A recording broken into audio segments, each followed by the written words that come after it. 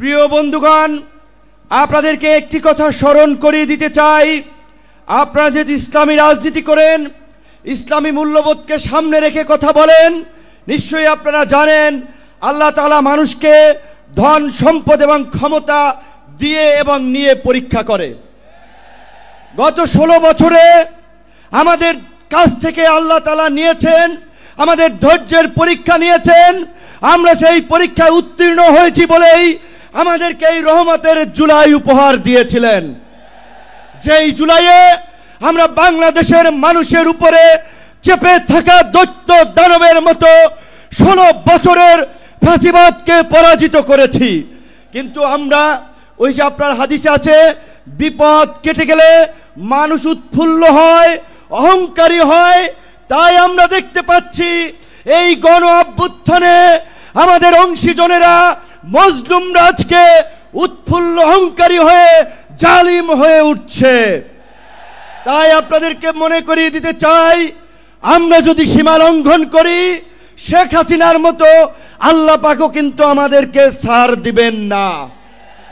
আজকে যেই ছাত্র জনতার সংগ্রামের মধ্য দিয়ে, যেই রক্ত এবং প্রাণের বিনিময়ে আমরা এই ঐতিহাসিক পরিবর্তন পেয়েছি, এই পরিবর্তনকে টেকসই করার জন্য আজকে বাংলাদেশের মানুষ যে শাসনতান্ত্রিক এবং সরকার ব্যবস্থার পরিবর্তনের আওয়াজ উঠিয়েছে, সরকারকে বলতে চাই সেই শাসনতান্ত্রিক ব্যবস্থার মৌলিক পরিবর্তন না করে আপনারা নির্বাচনের দিকে হাঁটবেন না।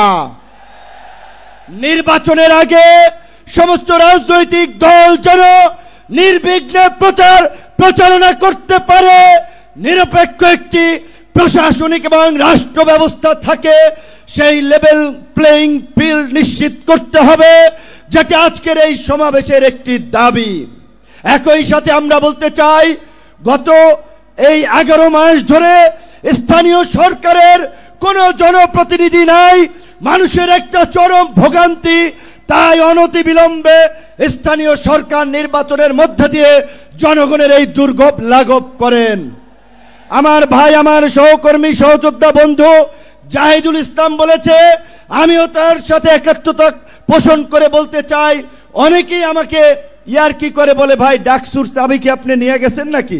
ডাকসু তো আর খোলে নাই আপনার পরে। তো আমি বলতে চাই, ডাকসু সহ সকল ছাত্র সংসদ নির্বাচনের মধ্য দিয়ে ছাত্র রাজনীতিতে একটি গুণগত পরিবর্তনের ধারা এই সরকারকে শুরু করতে হবে।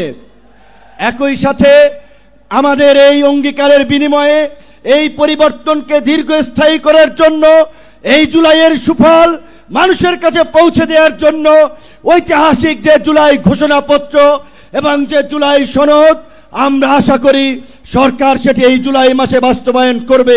অন্যথায় জুলাইয়ের অংশীদাররা এই সোহরাওয়ার্দী উদ্যানে যেমনি কিছুদিন আগে ইসলামী আন্দোলন সমাবেশ করছে, জামায়াত করছে, অন্যান্য দল করছে, সরকার যদি জুলাইয়ের ঘোষণা এবং জুলাই সনদ দিতে ব্যর্থ হয়, আমরা জুলাইয়ের অংশীদাররাই ঐক্যমতের ভিত্তিতে এই সোহরাওয়ার্দী উদ্যানে আমরা ঘোষণা করব।